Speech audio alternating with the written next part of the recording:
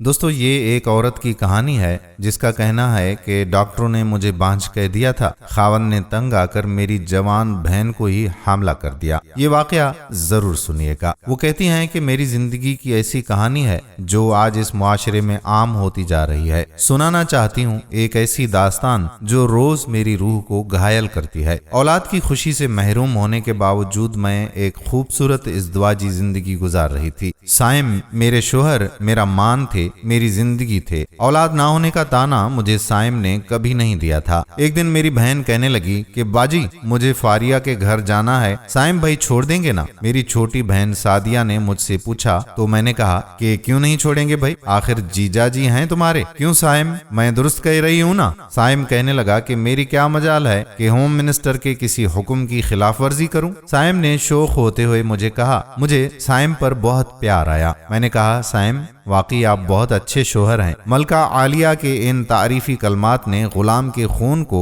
सवा सेर बढ़ा दिया। अब चलें, अगर मलका और गुलाम के दरमियान गुफ्तगू मुकम्मल हो चुकी हो तो। सादिया ने बीच में मुदाखलत करते हुए कहा जी। अच्छा सादिया, वापसी साइम के साथ होगी या फिर ऑटो करके वापस आओगी? बहन ने कहा कि बाजी ये जीजा जी किस लिए हैं? सादिया ने भी शोखी के साथ कहा जीजा जी बवक्ते जरूरत ड्राइवर, खानसामा, माली, बॉडीगार्ड, बस यूं समझो जीजा जी नहीं है, एक ऐसा एनिमेशन कैरेक्टर है जिसे आप जैसे चाहें अपने मन पसंद किरदार में ढाल लें। साइम ने हाथ बांधकर भोलपन के साथ आंखें नीची करते हुए कहा। मैंने कहा अच्छा सारिम, सादिया को अपने साथ ही वापस ले आइएगा, और हाँ सादिया कोशिश करना कि जल्दी से फारिग हो जाना। उसने कहा जी बाजी ऐसा ही होगा। सादिया ने सआदतमंदी से मुझे जवाब दिया। सादिया इससे पहले भी मेरे शोहर के साथ जाती रहती थी। मुझसे अम्मी ने एक दो दफा कहा कि भाई सादिया को साइम के साथ मत भेजा करो, ये मुनासिब नहीं है, मगर मैंने अम्मी को ये कहकर खामोश करा दिया कि अम्मी साइम बहुत मजबूत किरदार के मालिक हैं और हमारी सादिया भी माशाअल्लाह समझदार है। कोई और अगर मुझे कहता कि एहतियात करो तो मैं बहुत तर्श जवाब देती कि ये गंदगी तुम्हारी आंखों और तुम्हारे दिमाग में है, तुम्हारे घर के मर्द ऐसा ही करते होंगे। साइम सादिया को ऐसे ही चाहते हैं जैसे कोई भाई अपनी सगी बहन को चाहता है, बल्कि शायद इतना एतमाद सगे भाई पर भी नहीं किया जा सकता जितना मैं साइम पर करती हूँ। और अगली बंदी अपना मुंह लेकर रह जाती।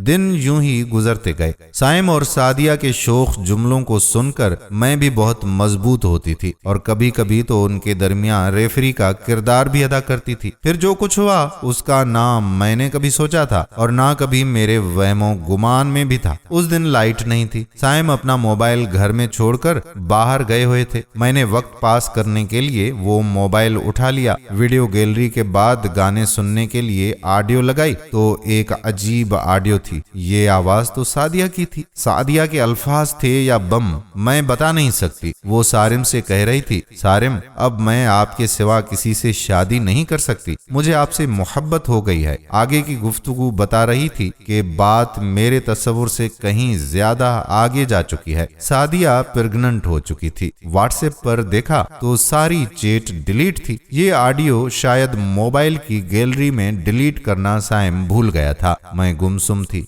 मुझसे कहाँ गलती हुई? उन दोनों ने मेरे एतमाद को कैसे ठेस पहुंचाई? साइम जब घर में दाखिल हुआ तो मैंने ये ऑडियो उसके सामने रख दी। साइम ने साफ लफ्जों में मुझसे कहा कि अच्छा हुआ तुम्हें पता चल गया, मैं भी कोई मुनासिब मौका देखकर तुम्हें बताने वाला ही था। देखो मैं और सादिया एक दूसरे को चाहते हैं, एक दूसरे से प्यार करते हैं। अगर तुम उसकी बहन ना होती तो मैं तुमको कभी तलाक नहीं देता। अच्छा हुआ ये बात आज तुम पर खुद ही खुल गई। साइम क्या तुम मुझको तलाक दे दोगे? मैंने फटी फटी आंखों के साथ साइम से पूछा। उसने कहा हाँ, क्योंकि दो बहनों को एक साथ निकाह में नहीं रखा जा सकता। मैं फूट फूट कर रो पड़ी। बैग उठाया, अम्मी के घर गई और सादिया से जाकर झगड़ी कि नागिन भी साथ घर छोड़ देती है। तू कैसी नागिन है? तूने अपनी बहन की खुशियों को ही डस लिया, तूने मेरे सुहाग पर ही डाका डाल दिया। वो कहने लगी बाजी जो दिल चाहे कहो, ये आंसू कुछ दिन में खुश्क हो जाएंगे। मैं और साइम कोशिश करेंगे आपकी किसी अच्छी जगह शादी हो जाए। मैंने कहा बकवास बंद करो, तुम और साइम दोनों ही गंदे हो, नाम मत लेना आइंदा अपनी गलीज जुबान से मेरा। मैंने सादिया के बाल पकड़कर झटका दिया। सादिया ने भी मेरा लिहाज नहीं किया और मुझे धक्का देकर कमरे से निकल गई। सब कुछ तो मेरा लुट चुका था। अब मुझे तन्हा اسی آگ میں جلنا تھا۔ طلاق کے کاغذات مجھ تک پہنچ چکے تھے۔ سعدیہ اور سائم نے باقاعدہ کورٹ میرج کر لی۔ اب میں ایک ایسی آگ میں جل رہی ہوں جس کے شعلوں کو خود میں نے ہوا دی تھی۔ میں ہی تو کہتی تھی کہ سائم بہت باکردار ہیں، سعدیہ بہت نیک ہے، گندگی تو لوگوں کے دماغوں اور آنکھوں میں ہوتی ہے۔ نہیں، یہ تو ہونا ہی تھا، میں ہی تو تھی ان شعلوں کی پرورش کرنے والی۔ شریعت کی اگر میں نے بات مانی ہوتی اور سالی بہنوئی میں کچھ قیود لگائی ہوتی تو آج مجھے ان شعلوں میں نہ جلنا پڑتا۔ شیطان اور نفس دونوں کو موقع دینا ہی سنگین غلطی ہے۔ آپ سے صرف اتنا کہنا ہے کہ میری اس کہانی کو آپ لکھ لیجئے تاکہ آئندہ اور کوئی نادیہ